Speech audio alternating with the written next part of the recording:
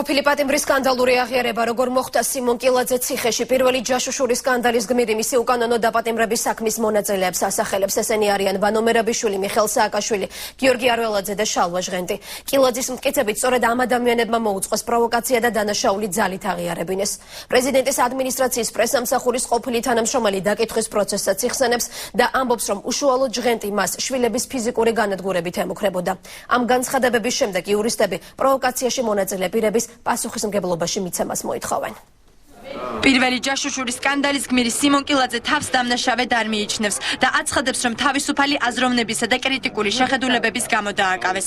მისივე თქმით, აღიარებითი ჩვენება კონტრდაზვერვის სამსახურის უფროსის მოადგილემ შალვა ჟღენტმა შვილების ფიზიკური განადგურების მუქარით ძალით დააწერინა.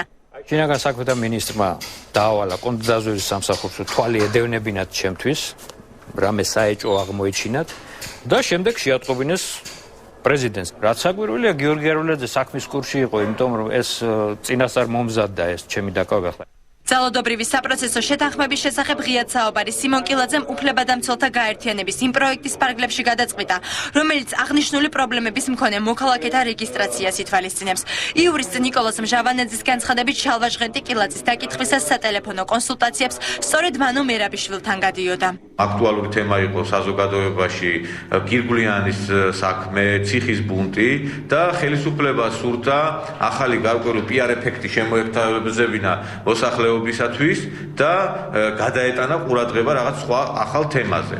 სახელმწიფო კანცელარიის აპარატის ყოფილ უფროს პეტრე მამრაძეს უჭერს იმ მიზეზებზე საუბარი, თუ რაში სჭირდებოდა ხელისუფლებას კილაძის დაკავება. მისი თქმით, სავსებით შესაძლებელია მთავრობას გირგვლიანის მკვლელობის თემის გადაფარვა სურდა, თუმცა მამრაძის განცხადებით კილაძის საქმე საკმარისად რეზონანსული არ გამოდგა.